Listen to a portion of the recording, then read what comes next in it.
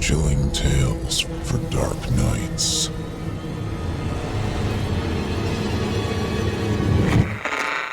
Want to make sure you never miss a Chilling Tales for Dark Nights video again? Be sure to subscribe and hit that bell to turn on notifications.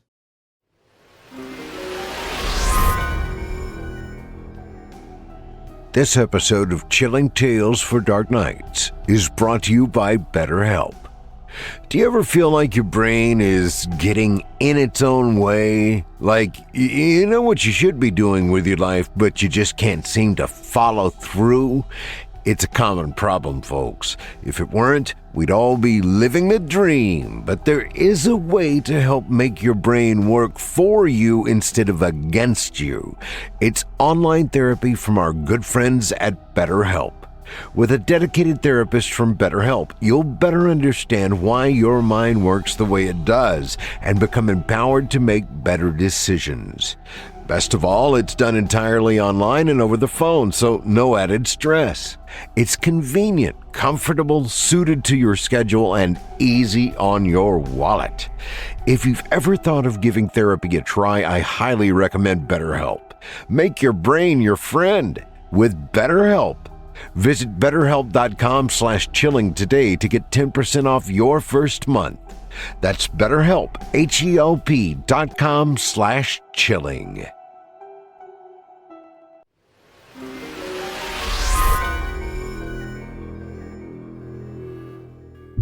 It's time to turn off the lights and turn on the dark.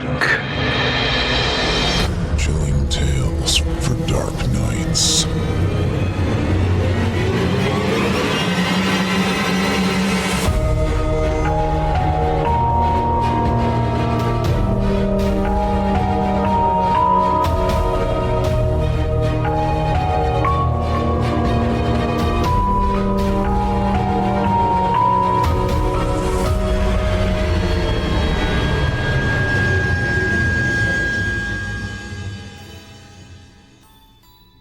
Good evening, listener. You're listening to Chilling Tales for Dark Nights. On tonight's edition, we invite you to leave behind your safe reality and descend with us into the frightening depths of the most terrifying imaginations with two audio adaptations of frightening fiction about fearsome felines and arcane asylums. I'm your host, Steve Taylor, and tonight I'll be your guide as we traverse the dimly lit corridors of your darkest dreams. Joining us tonight to help bring to life the frightening fiction of J.R. Hamantaschen and the Vesper's Bell are voice talents Nick Goroff, Heather Thomas, Kyle Stroud, Steve Gray, Geoff Sturtevant, and Justin Reynolds. Now, get your ticket ready, take your seat in our theater of the minds, and brace yourself. It's time to turn off the lights and turn on the dark. Our first tale this evening is written by J.R. Hamantaschen and is performed by Nick Goroff and Heather Thomas. They say it's not good practice to go to bed upset or irritated at your partner. Well, this story goes to show that it may not be the best thing to do upon waking up either. Now, without further ado, I present to you House Cats. I dreamt that I was, inside an old strategy game on the computer. Like, everything was from a bird's eye view, and the graphics were blurry, and yet somehow I knew I was a character in the game. And everyone was wearing armor and riding dinosaurs. Then I was aware that I was dreaming. I even thought, this is ridiculous. Dan Katz, still groggy in bed, explained to his wife Cassandra as she got dressed for the day. She said, a few unnatural beats later. He hated when she responded with sounds rather than words. And there'd been a face, too. Something that said, Well, okay then. Yourself, Dan thought grumpily, though making sure his face stayed inconspicuous. He knew why she'd said, like that. It was stupid of him to say he recognized something as ridiculous in his dream. Last night, they'd gotten into a fight. I don't think we're fighting, he'd said in the face of her umbrage, because he thought she was being ridiculous. Too paranoid and unrealistic about this virus going around. Cassandra had heard from her dingbat friend, who had heard from some other friend who supposedly worked in the hospital industry, that the virus particles could float in the air up to 5 hours. So even if everyone socially distanced as they were supposed to, they could inadvertently walk into a hovering, aerosolized patch of it and get infected. If that were true, he'd countered, why wasn't that more widely known? And why did the government permit people to take walks and go out as long as they socially distanced? The thrust of it all was that she didn't want them leaving the apartment at all. Sure, he thought. Be cautious. Wear masks. Greatly reduce the amount of time outside.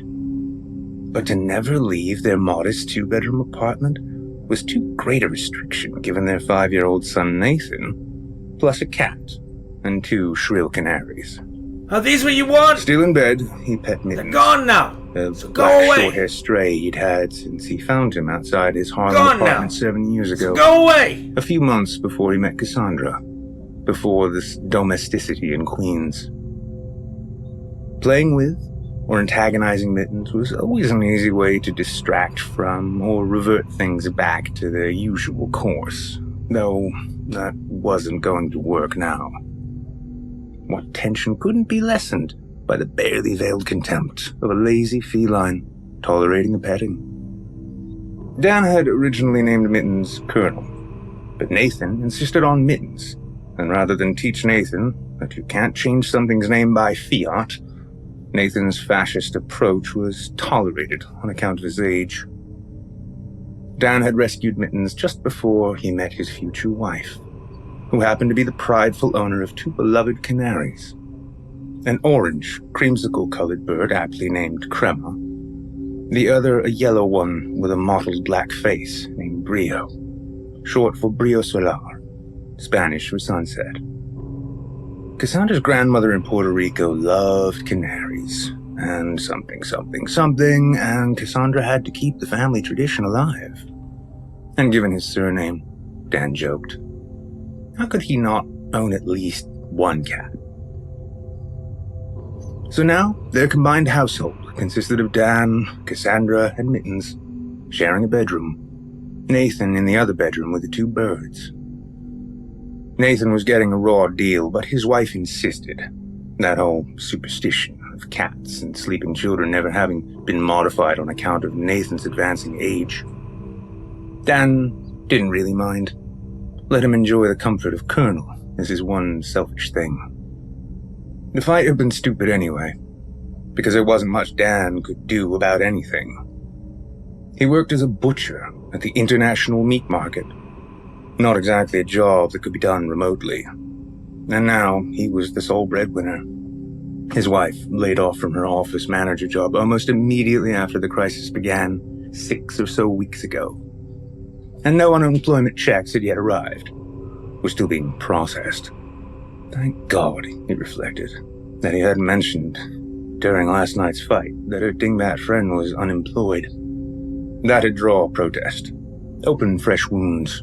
Although the relevant distinction being that Cassandra was freshly unemployed on account of this pandemic, whereas said dingbat friend was forever unemployed. He should have known better than quarreling with her before bed.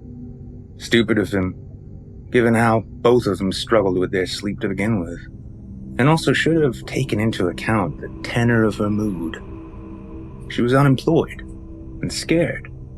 Ashamed of having to apply for unemployment, had been unwittingly converted into an unpaid homeschool teacher for their son Nathan. All her recent scouring for a bigger apartment in a nicer neighborhood like Forest Hills or Kew Gardens, now for naught until this pandemic lifted. With her new diktat against the harmless midday stroll, he'd be housebound today, this fine spring Sunday, and tomorrow too, which were always his 2 scheduled days off. Rather than usually pushing Mittens to get him to hop around and fight, he rubbed the cat under the neck. Us housebound strays gotta stick together. The only salvation lay with Nathan. Perhaps Nathan could wheedle a compromise out of Cassandra. Perhaps, Dan thought, he could conspire with the boy, get him to say what needed to be said to get Mommy to reconsider. But with these close quarters, such a ploy was too risky. Could he trust him to play it cool?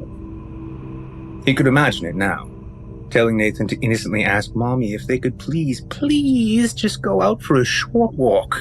Then Nathan turning toward him to see if he'd said it right, already smiling with anticipation. Not a chance. After that, they'd have to add a doghouse to their menagerie so Dan could have a place to sleep. The prospect of the day weighed on him. Dan felt lonely in a way he couldn't describe. Lonely in an abnormal, shameful way. But how can you feel lonely when you have a feisty 5-year-old boy who just wants to play, he thought, conjuring society's expected response. All his free time indoors with his son should be joyous. And it was, in the abstract, or would be upon reflection in some future date where memories were rosy up. What was it? Why was it that work at the butcher shop came easier than staying at home with his family? It was the burden of responsibility, wasn't it? Here he was looked at as the go-to, the formulator, the overseer and executor of plans. Let Cassandra roll her eyes at that. It was true. At work, it was enjoyable physical labor and fucking around with the staff. Here, the 2 people and 3 animals depended upon him. He cooked up eggs and bacon for the family. Cassandra seemingly hadn't gotten over last night's unpleasantness. Hopefully exercised through her testy Now running Nathan through some chores, helping her feed the birds and give them fresh water, and finding some videos about farms to play on the television for Nathan as a reward for his good work. Daddy works with chickens, Nathan said as chickens filled the television screen in the living room. Yes, Daddy does, Dan said. Cassandra looked back at him, smiled, glad he didn't go further. There'd be a lot to explain to him Sunday, what Daddy did exactly with those animals' work. That conversation, add another about what these colorful pictures along Daddy's arms meant, which could be a fun opportunity for Dan to come up with meaningful explanations other than, it looked cool, or, I liked that band. You know, Mommy worked in an office that dealt with teeth, Dan said while shimmying the frying pan. Teeth are real important, right? That's pretty cool, right? Nathan nodded dutifully. Not as fucking cool as working with barnyard animals, Dan quietly agreed. Mittens ran into the kitchen. I'll make a place for you too. Don't worry, you fat cat, Dan said, hopefully loud enough for Nathan to hear and giggle, but apparently not. The boy focused on his chickens and cows on the screen. Dan tossed the cat a tiny bit of bacon, an amuse-bouche. Mittens didn't give it a second glance. He was at the window that led to the fire escape and the strange quasi-pathway that connected the 2 buildings, the purpose of which Dan could not really figure out, other than it allowed past building workers a place to loiter and smoke, if the dozens of crushed cigarettes under the fire escape were any indication. At the window were about 3 other fine-looking cats, 2 shorthairs and a Maine Coon. Mittens hopped up to the landing and stared out at them. Invited some friends over, huh? Dan was surprised Mittens came over to the window, rather than maybe hissing, backing away, or just plain running away into the bedroom. Mittens was a different, generally fearful little beast, and had basically rolled over and allowed himself to be scooped up and claimed as Dan's house cat. He never would have survived long as a street cat. The window was open to allow a breeze, and Mittens pawed at the window screen. Not really pawed, more like slowly stroked his paw against the screen. More like, Dan thought strangely, how an intimate and loved one would caress their hand across the glass that divided them during a prison visitation. "Hey, don't do that." And Dan lifted and dropped him off the landing. The three cats all looked at Dan, while another was coming down the fire escape. "We got a crazy cat lady a few floors up missing cats?" Dan asked rhetorically as he brought over a plate for his wife and son at the couch. There wasn't room at the couch or the nearby coffee table for him to comfortably join them, so he sat at the dining table and made himself some room. That blue marble table had been their one and only nice possession pre-parenthood. Now one chair occupied completely with his family's jackets and effluvia. The tabletop, or at least the part of it not covered in paper towel rolls and kid stuff, was well scratched and banged up from the kid and cat having their run of the place. "Cats!" his son yelped, a bit shrilly, giving Dan an unpleasant flashback of teachers about to reprimand him for fucking about in class. Nathan came over, his mom urging him to stay and finish the breakfast that Daddy worked so hard to make. "That's right, son. With our name, you can become ruler of the cats, if the benefit of our name." And Dan waved his hands around like a sorcerer. Glad there's some benefit to this name. Cassandra said, smiling and laughing, a true take that laugh as Dan turned to her in mock shock. Thanks to you, my name is Katz. "Try it sometime, Nathan. You'll see," Dan said, still making sorcerer hands. Cassandra joined him, demonstrating a truncated version of the pageantry, quick and dirty to get Nathan back to his breakfast. Mittens went back up to the window. There were there now 5 or 6 cats out there. Mittens batted against the screen. "Colonel, stop that!" Dan stormed to the window, projecting an anger he didn't really feel to scare off his colonel from the window. Always forgetting that he was dealing with a cat who either didn't notice or didn't give 2 shits about emotional cues. "His name's Mittens," he heard Nathan call from the couch. Dan didn't want Cassandra to notice Mittens was pawing the screen, lest she order Dan to close the window. He needed fresh air. If he shut this window, they'd only have one open window, the one facing the street in the living room. Just as Nathan approached, the legion of cats outside pawed viciously at the screen. The cat in the lead, an orange Maine Coon, spit and hissed ferociously, his nails between the holes in the screen, pulling and flailing, with the almost frenzied panic of a man who'd just caught his penis in his zipper. Or perhaps more seriously, someone trying to wrench his arm out of the mouth of a ravenous dog. "Jesus," Dan said, surprised at his own reaction. What's going on over there? Cassandra said loudly, lifting Nathan and placing him back on the couch as the boy struggled to see what was going on, getting pissy in his frustration. "These cats might rip our screen. Honey, I think I should spray them with the sink hose." Whatever gets them out of here. Dan did so, putting the water first on that diffuse spritz mode, and embarrassed at how ineffectual that was, put it on stream mode, which wasn't much better. The cats meowed sharply and backed up slightly, and Dan spread the water around to the group to make sure this wasn't just one cat getting all soaked. This wasn't supposed to be a fucking cat bath. Didn't cats generally not like getting water sprayed on them? Even Mittens, close by on the counter, didn't budge. Fuck it. Dan went to close the window. Shit. These fucking cats ripped the screen. Fuck. These were custom screens. Like $150. And a ripped screen was as good as worthless. Get out of the way, he grumbled, the cats still snaking their paws through the screen to widen the hole.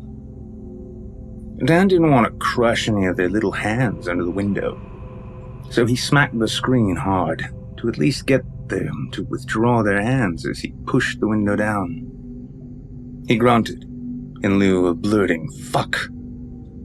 His right hand was bleeding along the top of the palm and the 3 central fingers.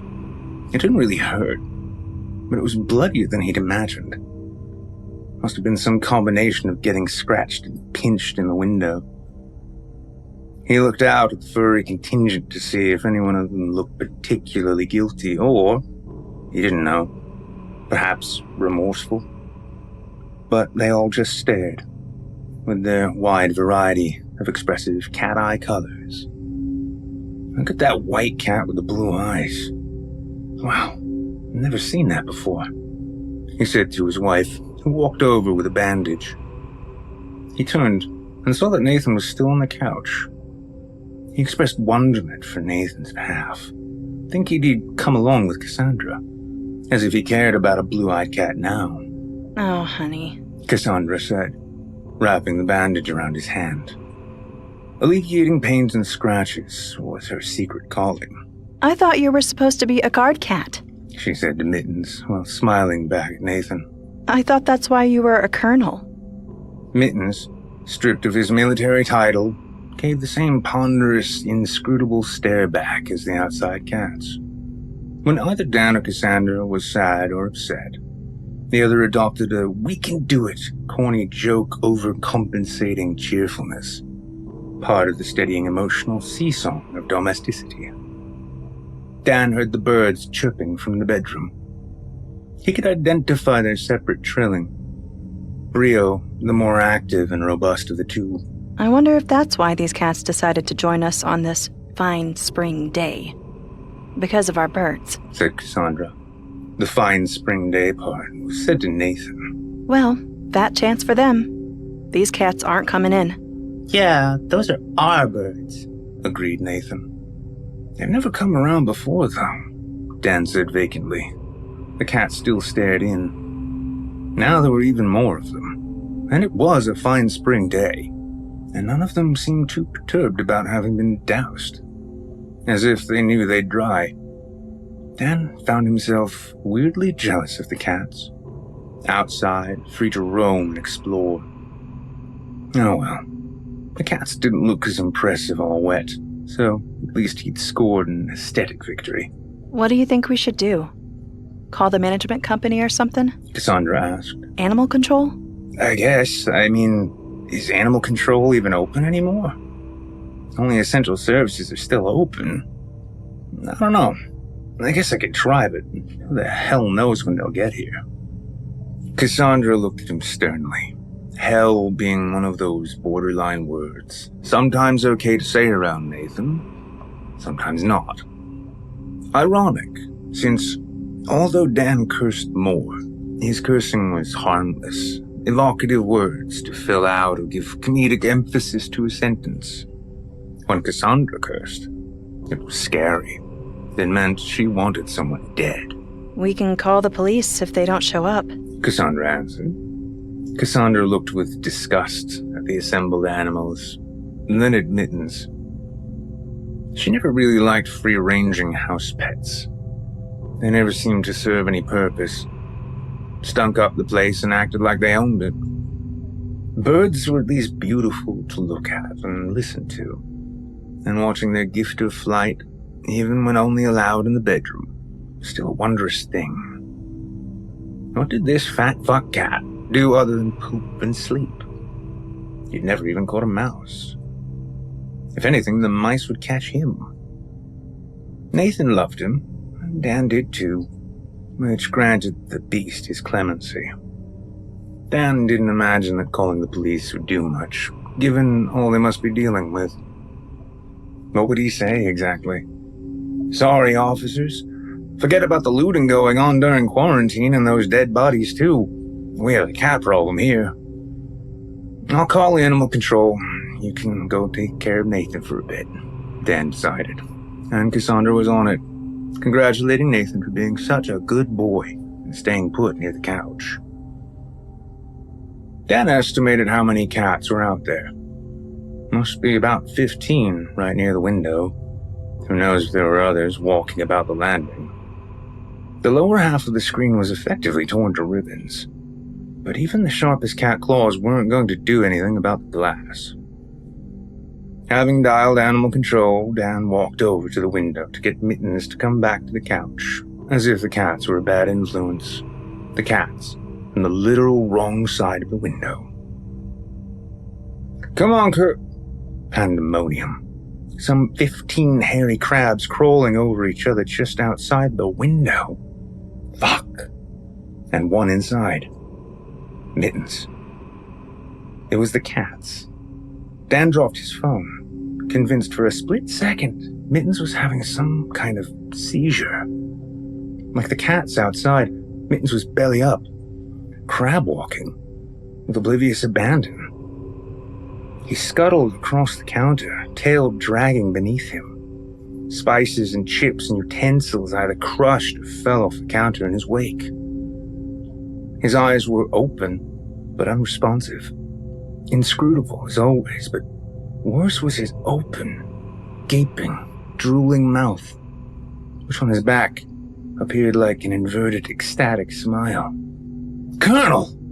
Dan dropped the phone and grabbed for his cat, now writhing atop and over the microwave, anticipating the unaware teeth and claws that may descend upon his hand when he woke Mittens from his stupor. Mittens' affliction, Dan saw out of the corner of his eyes, was shared equally by the cats outside.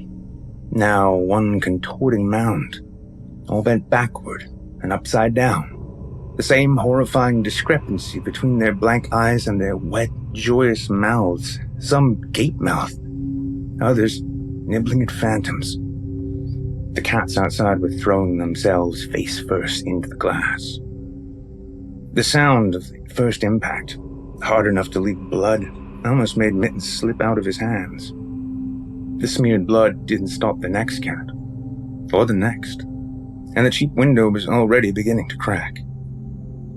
Mittens was a flailing insect in his arms, a furry sack with possessed limbs, and Dan almost cried. His cat must be dying. How could he have done that with his spine? And then, with a twist, quicker than it takes to blink, Mittens snapped out of it, back to looking around the room in his usual feline resignation, as if there was nothing he could do about being hoisted into the air, so he might as well tolerate it. Dan, what is going on out there? Cassandra asked, keeping her voice steady, having obviously waited to voice this question. She kept Nathan close behind her, the boy wiping his face silently, clearly frightened. But Dan could see in her eyes that she saw, and that she knew as well as he. She had her phone in hand, and any notion she may have had about entertaining Nathan with the antics of those funny dancing cats outside died almost as soon as it had formed. Dan babbled. I think these cats... A soft thud came from outside the living room window. Then a dimmer, fuller-sounding impact seconds later. Another. Then another, as if someone was dropping sandbags outside the living room window. Dan, now furious, as if in a mood to yell at some punk kids, dropped Mittens to the ground, stormed past his family, and, it being a small apartment, crossed the distance to the living room window in a matter of seconds. His instincts had already prepared him for what greeted him, but his mind was still several beats behind, still rationalizing, even now as he looked outside at what greeted him. Their apartment was on the 3rd floor, and he saw about 4 dead cats splayed on their side down the pavement. Dan instinctively darted his head as a brown house cat, leaping from a point unknown, smashed face first into the ledge outside the window, whipsawed its arms to try and gain purchase, failed, and plummeted down to join his brethren. Dan shook his head, as if willing the images to disappear, to reorder the sequence of events he'd just witnessed so as to unmask meaning. This was the first time he'd looked outside onto the street all day. Dozens of cats walked the street below, and a few dogs, too, although the two species seemed to be operating without regard for the other. Just now, a gaggle of cats froze, and some moved out of the way as a German shepherd sprinted down the street and turned the corner. No human was chasing him. No crying little kid upset about his beloved dog that just broken free. Across the street, 24 cats were piling into a storefront that Dan knew had been closed for at least a week as a result of this quarantine. We need to call the police, okay? And, honey, why don't you take Nathan into our room and close the door and first throw out any food you didn't eat in case that's what these cats wanted, and you guys can watch whatever you want on the iPad. How's that sound? Cassandra nodded. And how about you text me once you get situated in there, and we can talk through the door, okay? I have to do something really quick, okay? Dan was adding exclamation with his face, eyeing the pans and knives he could use as weapons and shields. Oh, okay, go, okay. He placed his hand on Cassandra's back, as if guiding her into action. You two have fun in our room, okay?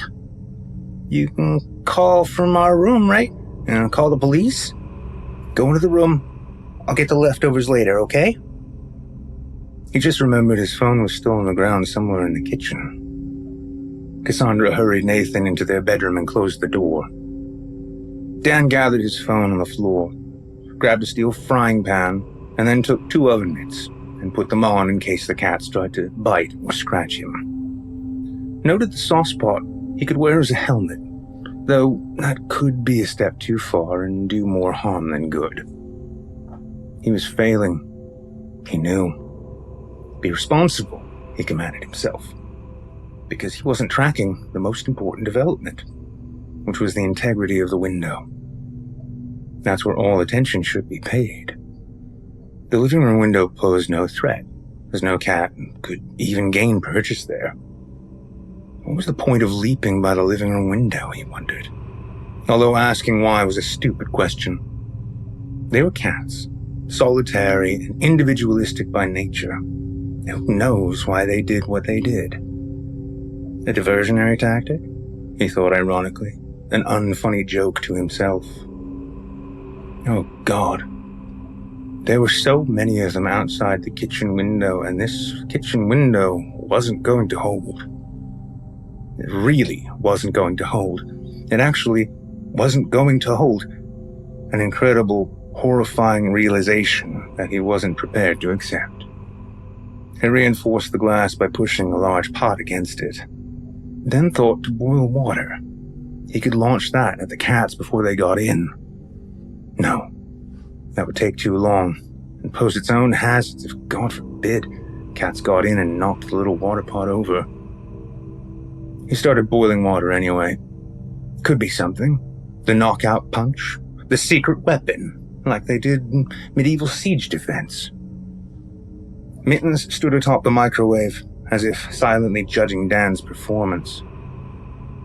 Dan pushed against the splintered glass as the cats, who must have numbered about 50 now, stampeded and thrashed against the window. Dan. He heard Cassandra behind him, hushed but urgent, as if there was still some pretense in hiding what was happening from Nathan. The cats broke the bedroom window and started coming in. Only about 1 or 2 came in before we left, she whispered. Fucking hell. The bedroom window, and the bathroom window too, all faced the same ledge.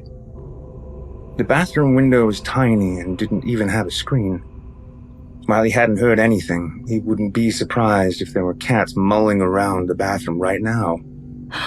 Cassandra put her hands to her mouth to stifle her emotions at seeing the amassed army outside their kitchen window.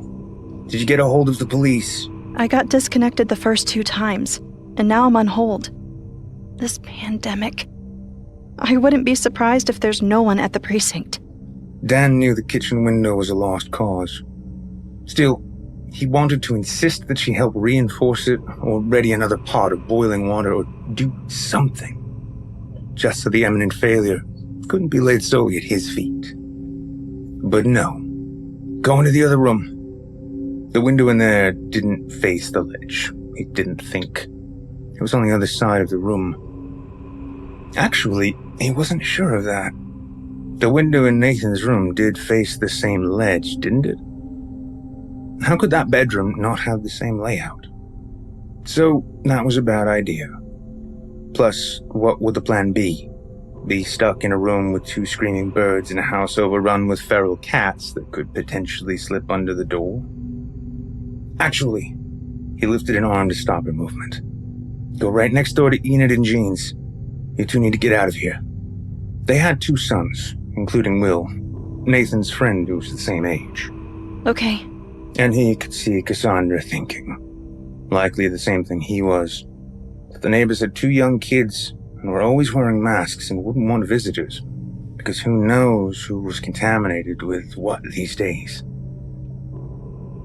The neighbor on the other side was a single guy they'd never spoken to, and who else did they know? There were a lot of old people. A lesbian couple. They could be a good bet. No kids. Or... that's it, Dan thought. Murray and his elderly mother, who had that big black dog that would put the fear of God into any feline. Cassandra yelled at the cats, Mittens included, as if on cue became transfixed in their fervent crab walk. Although the almost reverent silence that accompanied that previous transformation was replaced with hissing, spitting, and mewling. Mittens fell off the counter, a rolling tangle of limbs. Glass splintered, the squirming mass outside like a collection of screeching, hairy, multicolored pustules. One cat, being oppressed the glass, was, based on the angle of his neck, clearly dead. But the army outside didn't care. Just more weight for the siege. Get out of here. Go to Murray if Enid and Jean aren't home. Get out now. I don't want you to see this. And Dan grabbed the pot of boiling water. Cassandra grabbed Nathan and ran out of the apartment, wishing she'd thought to grab face masks from the nightstand in their bedroom, but there wasn't time. I love you, she squawked as she closed the door. She hadn't yelled it in panic, she realized, as if trying to blunt her fear. Yelled it more if she were just in a rush. Something pedestrian, like running late for work. Dan knew what he had to do, but he couldn't. He couldn't just heave scalding water on this sea of cats, with Mittens right in the zone of the splashback. He couldn't do it. He couldn't. So he dissociated completely. Just swung the pot forward and spilled forth its contents without allowing himself to connect his actions with the screams that followed, or the smell that singed his nostrils. Small, emptied pot in his left hand, he steadied the frying pan with his right, still finding it inconceivable he would ever need to use it. Cassandra looked up and back at her front door, could swear she heard clanging, screeching. Why weren't Enid and Jean answering? Were they barricaded inside? So terrified of contagion? Just a few feet away behind this door, silencing their children until the knocking went away? No, they wouldn't do that. For all she knew, they'd left the city until the pandemic blew over. She would have done the same if they had somewhere to go. Will's parents! Let us in! Nathan cried. Hearing Nathan's pleas to be let in was too much for her. So she took his hand and brought him down the hall, telling him that Will and his family must be visiting friends upstate, up in the Catskills, where they'd taken Nathan last summer to run around. And that's where they'd go again when this was all over. Are there a lot of cats in the Catskills? No cats there. It's just a name. Like our last name. Nothing to do with cats. Just a big coincidence. Something glass-sounding shattered inside an apartment on the opposite side of the hall. Cassandra was unable to breathe for a moment, heart pounding too hard to regain composure. She just wanted to go back inside their apartment. Surely it must be under control now. They were just house cats, for Christ's sakes. Just go to Murray's, midway down the hall. They'd only spoken to Murray a few times, but he seemed trustworthy. He was always at home, caring for his bedridden mother. Just leave Nathan inside with him until things got under control in their apartment. She could picture it now. Nathan, sitting alone safely in a room of Murray's apartment. Murray's big bushy mountain of a dog grazing by the door, making sure no unwanted guests got in. Tension brewed in her stomach as she prematurely imagined Murray sputtering out reasons why they couldn't come in. His sick mother and this pandemic being especially fatal for the elderly. And if that happened, she'd have to tell him that this was truly and unequivocally an emergency. She knocked, diplomatically but firmly. No answer. And Nathan's crying began anew, viewing some pattern of doom laid out behind his eyes. It's okay, honey. And she knocked again, pushing the door to test if it was open. The door was unlocked, and she continued her knocking, pretending to fall forward slightly for an audience of no one as a pretext as to why she opened the door. The light was off by the door, but lights were on down the hall in the living room. Cassandra tentatively led the way down the hall, making sure her son stayed just behind. Hey, Murray? It's Cassandra with Nathan, down the hall. I hope you're doing well. This will sound... They were 3/4 of the way down the hall, and something slinky and agile darted from an unseen corner, losing its balance and slipping just as it made its way down the hall. A cat. Time to leave.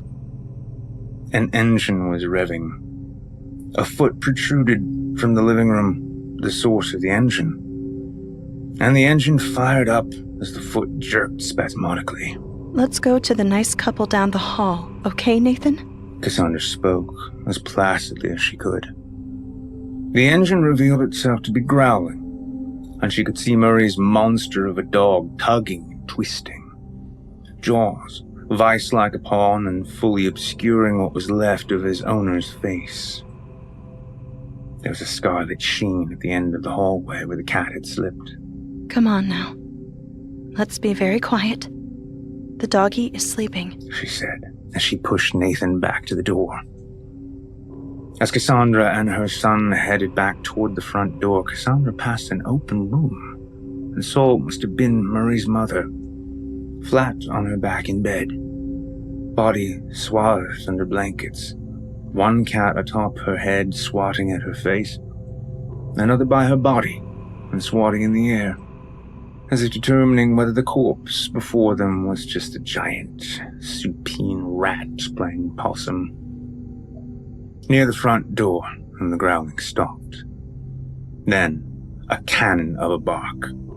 And there the dog, muzzle covered in gore, standing behind them at the opening to the living room, beside Murray's dragged corpse, the face so consumed that the remaining structure collapsed into itself. Run back to Daddy, okay? I'll be right behind you, okay? And Cassandra underhandedly pushed her son toward the door. She was about 10 feet away from the door, the dog maybe triple that behind them. Think, should she make a run for it? Push Nathan through the door and slam it before the dog ran forward, or keep the dog calm until she was sure Nathan had made it through and gotten back home? Her life came down to a decision she wasn't prepared to make. A decision that could be wrested out of her hands in a second. It's okay. Good boy. It's okay. Good boy. Cassandra soothed, hands open-palmed. Dan was good with dogs. Why couldn't she be with Dan? Why couldn't they just be inside, at home, on Dan's day off. Tears welled the arc of her life up to this point, cascading over her panicked mind with impressionistic detail. No. Focus. She turned to see if Nathan had gotten through the door, and he was still there, looking at her, terrified and babbling. And of course, he couldn't leave Mommy.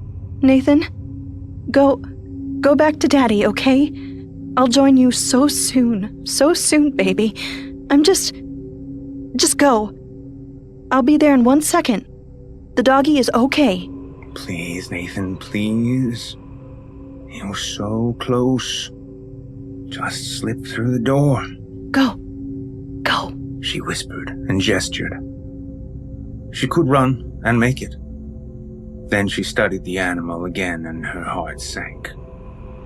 The dog was colossal. Its flexed body alone looked like it would have the distance. The thrust of those powerful legs and the dog would be upon her. If she could only just eke her way over, push Nathan through the door, maybe she could move and the dog wouldn't mind. He already had his chew toy, she thought grimly. The dog, she didn't even know its name, gawped dumbly. She looked to see if its tail was wagging, some insight into the dog's mood. Its tail was an immobile corkscrew. As if launched, the animal galloped toward her in full stride, not even granting her the dignity of a warning bark. Cassandra sprinted toward the open door. The last terrifying thought as she turned to run was that the dog had already covered the distance, was up in the air, open wet jaws descending upon her shoulder, that she was bound to be another fleshy morsel for this monstrous thing, intent on crushing and rendering all in its path, to be dragged backward, grasping in vain to close the door beyond her reach to save her son, until crunch irreparably severed meaning between her thoughts and actions. Dan was in Nathan's room, and the two birds were strangely blasé about the cats pounding, scratching, slipping claws and trying to wedge themselves underneath the door. Dan had killed or maimed several, bashed their heads and limbs with his frying pan, lost the water pot, and removed the gloves, but kept fighting until the numbers became overwhelming and he had to seek refuge behind the locked door. Cats weren't roaches or rats. How many could there be? And why here? Why all now? Colonel had joined the stampede, the traitor, and that desertment had freed Dan to unleash, do the things he needed to do, although he was sure if he saw Colonel again, he wouldn't have the heart to hurt a hair on his head. In his exhausted delirium, he imagined Colonel telling his new friends about the indignity he suffered at being stripped of the name Colonel for the emasculating embarrassment that was Mittens. The only woes-me war story that spoiled animal could conceivably have since Dan had taken him in. He'd been so good to that animal. His first proto-child, yet so quickly abandoned. He looked around the room at Nathan's toys, books, his Legos, his collection of toy taxicabs and subway trains and farm sets with the plastic farmers and animals still out. An insight into what Nathan had been doing last night. The kind of deleted scene that Dan recreated in his head, eyes wet with tears. Concentrate. He still had his frying pan, its underside caked red. But were there other weapons in here? No. What weapons would there be in his child's room? The windows were on the opposite side of the room from the ledge. He'd been wrong. They should have run in here immediately. He fucked up. He couldn't believe it. He'd fucked up. One of those tiny oversights with such obvious ramifications. Fucking stupid. His fucking stupidity could have now cost them everything. No. That can't be. It will be fine. His family was safe somewhere. He wanted to call, but shouldn't in case they were keeping quiet. So he texted Cassandra, said he was safely inside of Nathan's room, asked his wife to confirm where they were, and that they were okay. His eyes stayed glued to the phone. The gap between the floor and the door seemed larger in this room, and he smashed every questing paw on the more ambitious faces that tried to twist themselves under. A cessation of movement, and then the abrupt, powerfully singular shift in momentum outside the door that left no doubt when they were crab-walking as one. That frightening possession, all-consuming, each time a fresh, simmering agony writhing his guts. The reassuring mental defenses he built up came tumbling, as if each time he was freshly reminded of this strange, esoteric hell that lay before him. Think. There had to be something he was overlooking. The pandemic would kill off the cats. No. The pandemic caused all this. Maybe, but not important. He checked his phone again. No response. He couldn't stand this. Where was she? He would have to call, hear his wife and child, make sure they are situated. The birds. Was it the birds they really wanted? No. This seemed too severe for two birds. But what else could it be? His wife would kill him for what he was about to do, but she would have to understand these circumstances. How comforting it was to think of his wife reprimanding him on some future date. He could imagine it clearly. All this, and you just had to go ahead and throw my birds out there? Like things weren't bad enough? You know how long? And he smiled. Ruddy face. As if this imagined scenario was as pivotal and monumentous a day as the day of his wedding or the birth of his child. Are these what you want? He yelled, tilting the cage slightly. He opened the windows and screens, made a nest of his hands and lifted each bird to the window to take flight. Godspeed, little guys, he thought as they flapped up and away. They could eat seeds, drink rainwater, be free, or someone else would find them, give them a good home. They're gone now, so go away, he yelled, to the persistent scratching and burrowing at the bottom of the wooden door. There wasn't really any heavy furniture in the room. He pushed the sole bookcase against the door and then the single cabinet that housed some of Nathan's clothes. And the birdcage, for good measure. Why hadn't he thought of this sooner? Stupid. But these were flimsy. The furniture cheap IKEA garbage, but still, they were only cats. Only cats. Still, only cats. He heard heaving growling outside the front door to the apartment, which must have been loud if he could hear it still so clearly, naturally muted by both the front door and Nathan's door. He felt the jerky back and forth of something like a big dog slamming around like a rag doll. Good boy. Good boy. Get those fucking cats. Bite their fucking heads off, Dan pleaded. Get them. Tear them limb from limb and save room in your stomach for more. Dogs didn't eat cats, though, did they? Just fought them. Fine. Tear them up. Be a cold-blooded killer. Tear them up remorselessly and then go on to the next one. He couldn't tolerate the radio silence from his wife, so he called Cassandra. The phone rang 5 times. Went to voicemail. Where the fuck was she?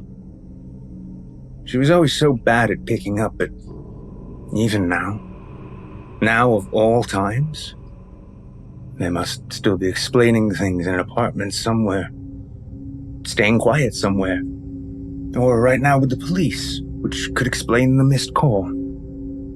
She'd call back any second. Dan strained to think as the burrowing and splintering continued. That last possession did a number on the door. All those demented teeth and nails against the wood. All those bodies throwing themselves en masse. Hard enough even that the bookcase and armoire rumbled, as if caught in an aftershock. Think. His name. Did his name have anything to do with this? Cats. Could these cats read? And if they did, would it be in English? What else could it be? Why them? Why any of this? Why all the cats in the street?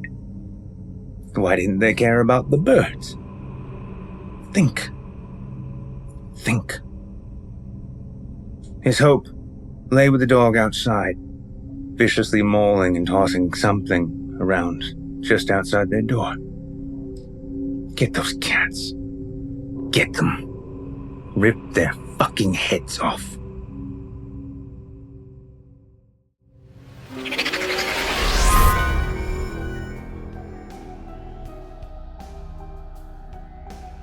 This episode of Chilling Tales for Dark Nights is brought to you by BetterHelp. Do you ever feel like your brain is working against you, folks?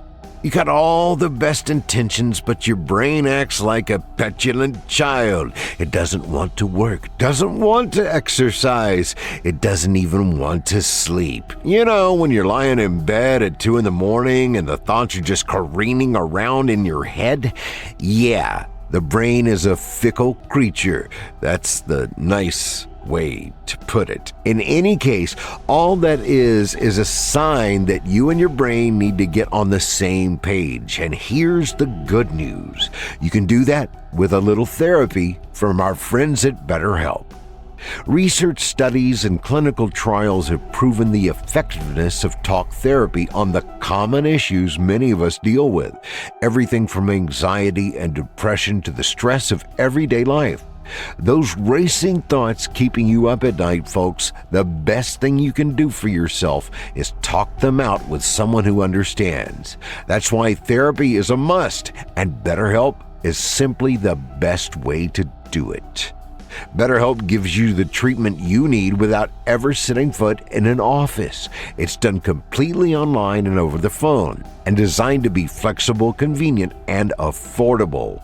It's easy to get started, too. Just visit BetterHelp.com/chilling, fill out their questionnaire, and in as few as 48 hours, you'll be matched with the perfect candidate. From then on, you'll have constant access to your therapist. You can text anytime and set up phone or video chats weekly. And if you ever want to switch therapists for any reason, it's free of charge and just as simple. BetterHelp wants to make sure you get exactly what you need. I'm a big fan of BetterHelp, and I'll tell you why. This uncooperative brain phenomenon affects almost everyone to some degree, but therapy helps you figure out what's holding you back so you can work for yourself instead of against yourself. Almost anyone can benefit from therapy, and BetterHelp has made that care widely accessible. It's no wonder why over 2.5 million people have used it. Read the testimonials on their website if you get a chance. There's no reason you can't be their next success story. Make your brain your friend with BetterHelp. Visit BetterHelp.com/chilling today to get 10% off your first month. That's BetterHelp, HELP.com/chilling. Thanks for your support and for supporting our valuable sponsors.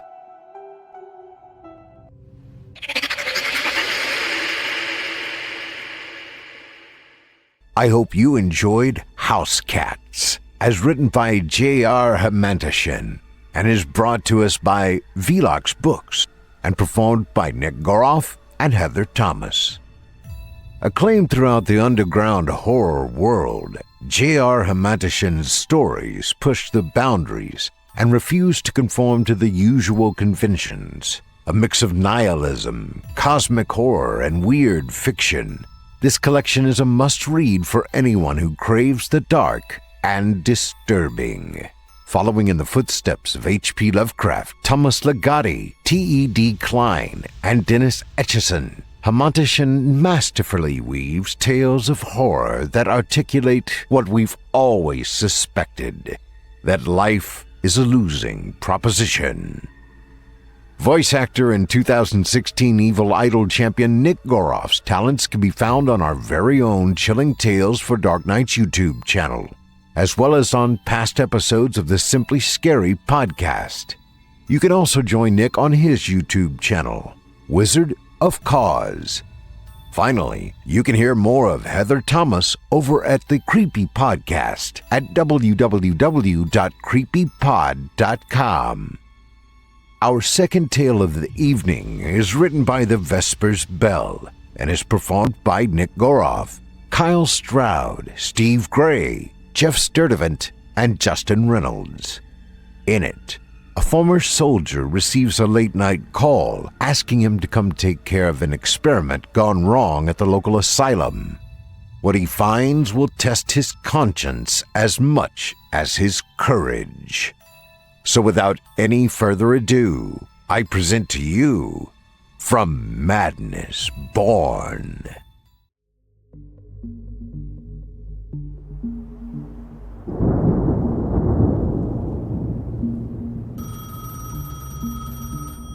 The rain was already coming down hard when Oliver Mason had gotten the call. His presence was required immediately at Avalon Asylum. He was at first quite bewildered by this, since Oliver Mason was not a doctor, but the proprietor of a men's clothing store. When he began to object, the voice on the other end cut him off and informed him that his presence had been requested by the asylum's principal donors, Crow, Crowley, and Chamberlain. Oliver instantly fell silent at the mention of his patrons, as he referred to them in polite company. He briefly considered using the late hour or weather as an excuse, but before he could even speak, the voice on the other end once again cut him off, telling him that he was expected before unceremoniously hanging up. Oliver sighed as he placed his own receiver in its cradle, but wasted no time in letting his wife and daughter know that the boys at the finance firm needed him to drive into Sombre Mori so that he could take their measurements and place their order first thing in the morning. Given their usual hospitality, he might be a while. They each gave him a kiss on the cheek goodbye, his wife quietly reminding him that she really wouldn't mind him moving his mistress into town if it meant him having fewer late-night business calls. He insisted it was actually for business, though she seemed as unconvinced as ever, and told him to drive safe.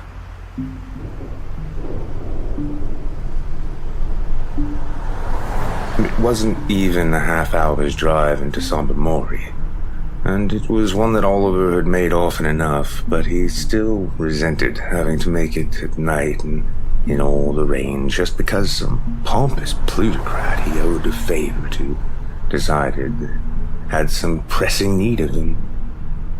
And in a madhouse of all places. Avalon Asylum was over 100 years old. Its weather-stained and ivy-covered exterior walking a fine line between quaint and condemned. Though the hour was still early, none of its many windows gave off any light at all, and any rational person could have been forgiven for assuming that it was utterly abandoned. Oliver didn't know what kind of lunatics the asylum actually claimed to treat, but he had an easy suspicion that tonight was the night he would find out. The asylum itself was situated in the middle of the Avalon River that ran through the city. It had been built on a small island to create an illusion of security, but it was far from Alcatraz. Any escaping lunatic who could swim would be able to cross the river easily enough.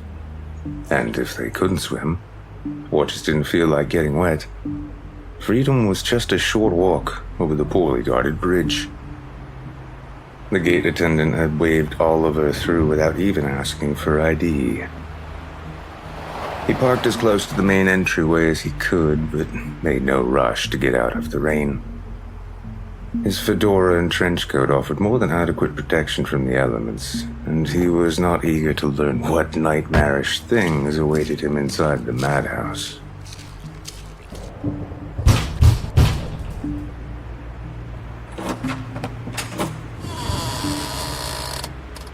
Ah, Mr. Mason. Welcome, welcome. So glad you were able to join us on such short notice. Seneca Chamberlain greeted him as he stepped into the asylum's candlelit visitor's parlor. Chamberlain, as always, wore an ornate three-piece suit, top hat, and an insufferably smug smile. My apologies for the poor lighting. It's related to the situation at hand, you see. Just hand your coat and hat to Mr. Woodbead there, and have a seat. You know Mr. Crowley, of course, but I don't believe you've had the pleasure of Master Erasmus Crow. Erasmus Crow, like every other member of the Crow family that Oliver had met, had white hair, pale skin with an odd tinge of silver to it, and vivid blue-green eyes. What happened to, Eratosthenes? Oliver asked, disinterestedly, as he handed off his wet outerwear to Chamberlain's butler. Crossed the river Styx, I'm afraid. The Crow family has never been as adept as Seneca and I at cheating the dread Persephone. Crowley mocked, his monotone voice booming through a gramophone horn. Crowley had cheated Persephone by binding his soul to his brain, preserving his brain in a bubbling vat of alchemical elixirs, and mounting said vat upon a telekinetically operated clockwork pedestal, as one does. Well, let's give credit where credit is due, Crowley. The Crows are good for dealing with more mundane clientele, since we can't exactly pass you off as just having a rare skin condition, Seneca remarked, gesturing for Woodbead to offer Oliver a cigar. With all due respect, I didn't drive all this way at night and in the rain just to listen to you three hens exchange petty insults. Oliver said as he deliberately shunned the proffered stogies in favor of his own satin stag cigarettes. Why am I here, boys? That's a good question, Erasmus said, as he impertinently snatched one of Oliver's cigarettes for himself. How's a haberdasher supposed to help us out here? Because before he was a haberdasher, Mr. Mason here was a soldier, Seneca replied. More importantly, he was a soldier who fought against enemies he's not permitted to talk about in polite company. He helped liberate the Hexenlock concentration camp at the end of the war. Shot a Nazi warlock while he was at it, too. Oliver, tell Master Erasmus about how you shot a Nazi warlock. Oliver took a drag from his cigarette before listlessly turning his head towards Erasmus. I shot a Nazi warlock, he said apathetically. It's a good thing everything you did across the pond is classified, because you're rubbish at telling more stories. Chamberlain rolled his eyes. Anyway, when Mr. Mason returned, we gave him the loan he needed to get his business up and running. And I personally arranged for a little unseelie assistance when he and his wife were having trouble conceiving, because I knew this was a man I wanted in my debt. I presume you've brought your sidearm, Mr. Mason? Oliver nodded slowly and pulled out his gun from his suit jacket. It was a custom-made revolver that held 7 bullets, forged from a marbled black metal that was unusually cold to the touch. Oliver didn't know what the metal was or who had made the gun, only that it was able to kill things it claimed to be unkillable. Yes, that's the one. Chamberlain smiled. And you have it loaded with the proper ammunition, I trust. Oliver opened the gun cylinder and pulled out a silver bullet etched with calligraphic runes around its circumference. Excellent.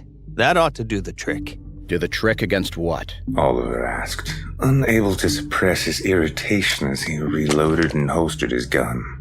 Well, you see, the thing is, it's sort of a... some might call it a... Crowley? It's nothing you can't handle, my boy. Crowley assured him. You serious? You're just going to point me in the right direction and tell me to shoot first and ask questions later. Oliver asked in disgust. Crowley and Chamberlain both turned towards Crow, as he was the junior-most partner, and as such, onerous duties of this sort fell upon him. It's... mad. Erasmus said at last. The patients we take in here, the kind of lunatics people just want to get rid of. They're outcasts. No one gives a damn what we do with them. So we do with them as we damn well please. Crowley, in particular, comes up with all sorts of occult experiments. And one of his experiments is now loose. Not loose exactly. It's still in its ward, which we've evacuated and sealed off. This situation isn't completely out of hand. Seneca insisted. Then why is the electricity out? Oliver asked. We never said the electricity was out. Erasmus replied. Electric light seems to provoke it, so they're off for the time being. Candlelight doesn't seem to bother it as much, though, so we can at least give you a lantern. Erasmus passed him a cast iron kerosene lantern that looked like it had been there since the asylum first opened. But Oliver made no move to take it. What kind of danger am I in? He demanded. None, if you shoot it in the head before it has a chance to retaliate. Seneca replied. It has to be the head. Oliver asked. Well, that's technically all that's left of it. Crowley admitted. Anything else you see in there is purely affectation. I'll keep that in mind. Oliver said as he put out his cigarette. Which way is it then? Woodbead will show you to the ward. Chamberlain said with a nod to his butler. Oliver gave a purely perfunctory nod in return as he rose from his seat. With his gun in one hand and the lantern in the other, he followed Woodbead through the dark and deathly quiet hallways until they reached a wide set of doors labeled Experimental Ward. Authorized personnel only. Woodbead slid open a metal viewing port and cautiously checked the inside of the ward. The entry is clear, He reported as he pulled out his keys and opened the doors just wide enough for Oliver to slip through, abruptly slamming them shut as soon as he was on the other side. He remained just outside, though, peering through the glass, vigilantly watching to ensure that Oliver didn't try to leave until after his task was finished. The antiquated lantern did little to illuminate the abysmal ward. Beds and other furnishings had been thrown about, light bulbs had been shattered, and banks of industrial-sized medical equipment had been smashed and toppled. There was a strong scent of formaldehyde and other potent chemicals, powerful enough to make Oliver wish he still had his gas mask from his army days. The only sound was the rain pelting against the windows, with no sign of whoever was responsible for this disaster. With a steady hand, Oliver slowly swept the lantern back and forth as he meticulously advanced through the ward, glass and other debris loudly crunching under his leather shoes as he did so. Even though the chemical fumes were stinging his eyes, he fought the urge to blink. The ward was so dark, with so many places to hide, that if something came hurtling towards him, the blink of an eye could literally mean the difference between life and death. Oliver was over halfway through the ward when his light fell upon something that finally gave him pause. It was a metal bed frame. The first one he had seen that wasn't overturned. It was draped in a black bedsheet, which itself seemed unusual for a medical facility, underneath which was a huddled figure. Oliver pointed his gun at it, but resisted the temptation to pull the trigger immediately. For all he knew, it was a patient hiding from whatever he had been sent in to kill. and he did not want innocent blood on his hands. Identify yourself. He whispered, fully ready to shoot it in an instant should it become hostile. The figure under the sheet raised its head slightly, but made no effort to pull the sheet back. It sat up very slowly under the sheet, revealing itself to be well over 6 feet tall. Identify yourself now, or I'll shoot. Oliver took a step back as he held his gun towards the figure, his arm trained on its head as Chamberlain had recommended. My name is Charlie, it replied timidly, speaking in the voice of a small child. Please, don't hurt me. Shit, Oliver thought to himself. He scrutinized the figure as meticulously as he could in the dim light and without getting any closer, and realized he couldn't actually tell if it was sitting on the edge of the bed or standing on it. If it was sitting on the bed, then it was bigger than he was. But if it was standing up on it, then it could easily have been a child. Hello there, Charlie. Nice to meet you. He said cordially. My name's Oliver. Would you mind coming out from under that sheet so that we can talk face to face? I can't come out, it said with a fervent shake of its head. And why's that? Oliver asked, with a practiced paternal patience. You'll shoot me if you see what I look like, Charlie whimpered. Oliver let out a sigh and, against his better judgment, lowered his gun. Listen, Charlie, I'm not gonna shoot you. How about you tell me what happened here? Can you do that? He asked. The figure nodded sullenly, but its posture remained every bit as despondent, suggesting to Oliver that his promise not to shoot it carried little weight. Ever since I was little, I would shake and fall down for no reason. I couldn't control it. It just happened. The doctor called it epilepsy, Charlie explained. Sometimes I would break things or wet myself. Mother used to say I would grow out of it, but it only got worse as I got bigger. I was an embarrassment and too much trouble, so Father sent me away. Mother said it wasn't forever, just until I got better, but I don't think Father ever wanted me back. It didn't matter anyway, because the doctors here weren't even trying to make me better. They'd strap me to the bed and stick me with needles. They said it was my medicine, but all it did was make me sick and sleepy. Then they'd stick wires to my head and electrocute me to make me shake and wet myself worse than I ever did before. Sometimes so much that I couldn't even remember who I was. And then that brain came in a jar, shouting made-up words so loud, and he wouldn't stop talking, and none of it made sense. He called for his surgeon, and he was wearing a mask, but not a doctor's mask. It was leather, and it covered his whole head with a brass mouthpiece and goggles, and it had long tubes feeding into it from a backpack. He took out a knife, not a scalpel, but a giant dirty knife, and started cutting. He just started cutting and cutting and cutting, and it hurt so much. He kept cutting no matter how much I begged him to stop, and I didn't understand why I wasn't dead. I still don't. Charlie began to weep softly, his head hanging down limply as he drew the black bedsheet around him even tighter. Charlie, did you do this? Oliver asked, holding up the lantern and shining it around the desolated ward. Charlie hesitated, but eventually he shamefully nodded his head. Yes, he admitted quietly. They had me tied to the bed. They cut so much there wasn't enough left of me to hold down anymore. I sat up, and when I looked down at my own bloody and mangled body, I screamed. But when I saw my reflection in the window, I don't even know.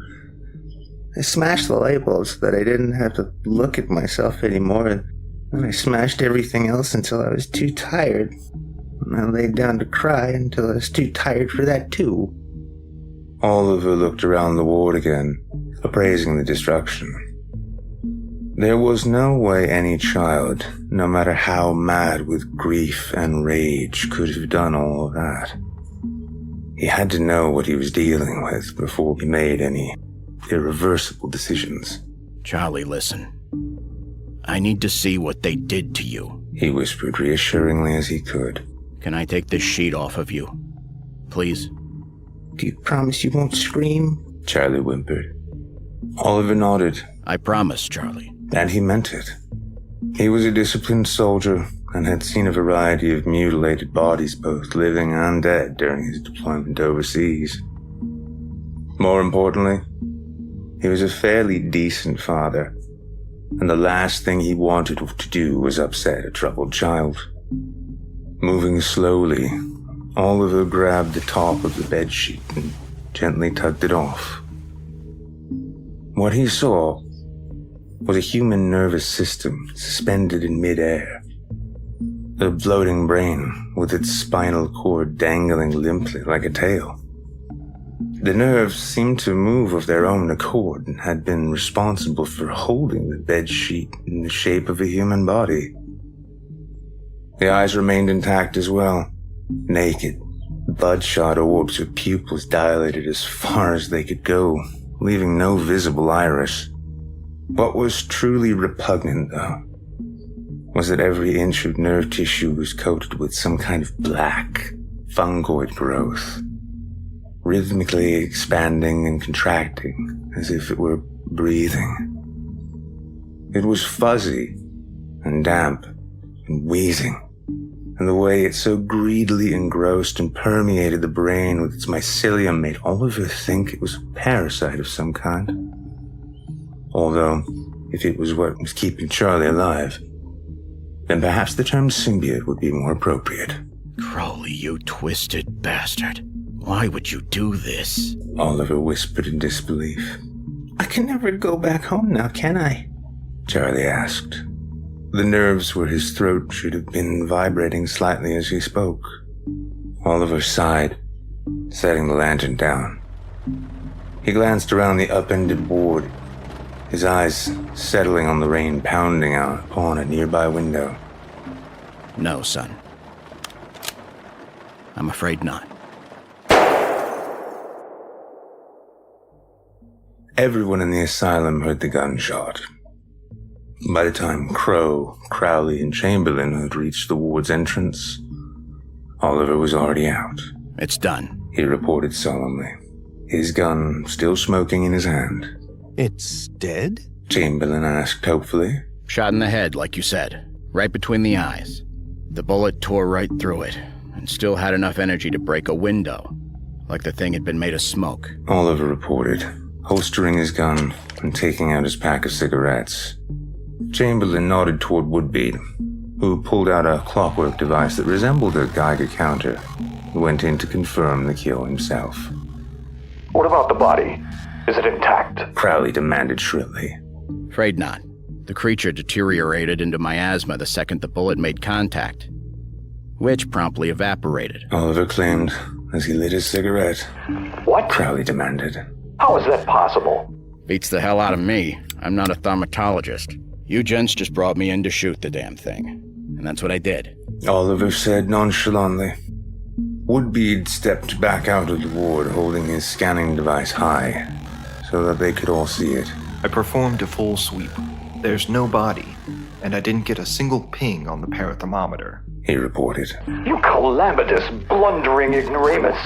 Do you have any idea how valuable that body would have been to my research? Crowley screeched lividly as he rolled toward Oliver. Easy, Crowley, easy. Chamberlain shouted, as both he and Crow held him in place. Need I remind you this entire incident was your fault to begin with?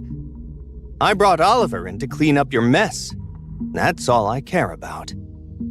If you want your test subjects in one piece, then you should take better care that they don't break loose to begin with. Crowley wrinkled his gray matter at Chamberlain, but said nothing. Mr. Mason, I apologize for my colleague's outburst.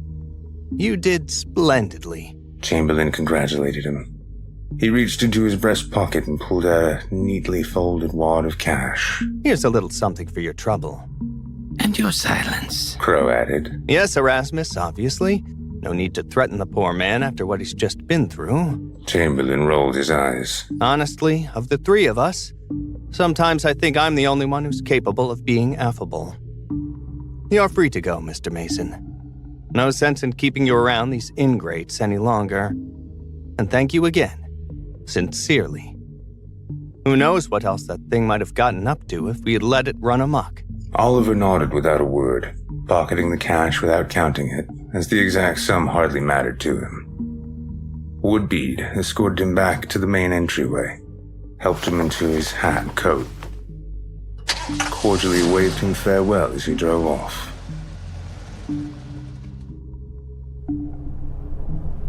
As he drove over the bridge, he saw the asylum lights turning back on in his rearview mirror. A view which was quickly obscured, however, by a figure under a black bedsheet slowly rising from its hiding place between the seats. "Thank you," Charlie said softly. Don't mention it, kid. Oliver said, turning his eyes back toward the road. The rain was easing up. The road was still slippery. I'm just glad you got the right car. And that the range on that parathermometer was crap. "Where are you going to take me?" Charlie asked. Up north, to a place called Dreadfort. I got an old army buddy who works there. Oliver replied. It's a long drive. And it won't help my wife's suspicions that I'm having an affair. But it's the only place I know to take you. I won't lie. You're not going to have a normal childhood there. But you'll be better off than you would be with Crowley. Charlie nodded somberly, lowering his head but saying nothing. Oliver glanced up into his rearview mirror at the forlorn figure and decided that there was no need to let their many hours together in that car pass in uncomfortable silence. Hey, Charlie. Do you want to hear about the time I shot a Nazi warlock?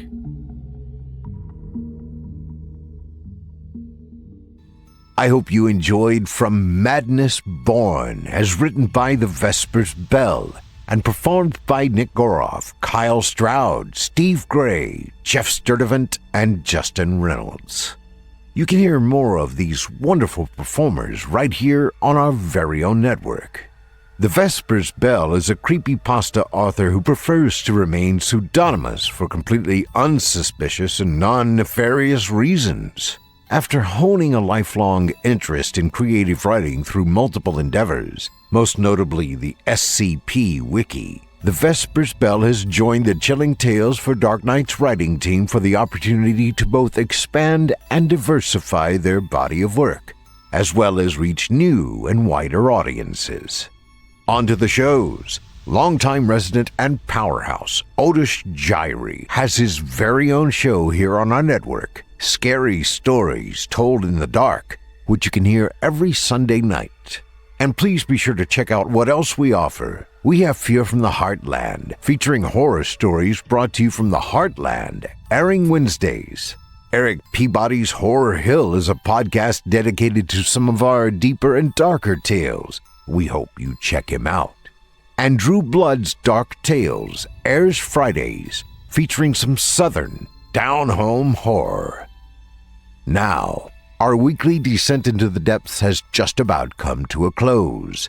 But before we go, I'd like to take a moment to thank you for joining us for tonight, and remind you to take a moment to stop by our iTunes page and leave Chilling Tales for Dark Nights a 5-star review and a kind word, and follow us on Facebook, Twitter, and Instagram if you haven't already. And of course, subscribe to us on YouTube, where you can find an archive of our work going back to 2012, and consider signing up as a patron at our website, chillingtalesfordarknights.com, to show your support and get all of our content ad-free. I'm your host of the evening, Steve Taylor, and it's been a pleasure. Tune in again next week, when we once again turn off the lights and turn on the dark. Sweet dreams, listener. Sweet dreams.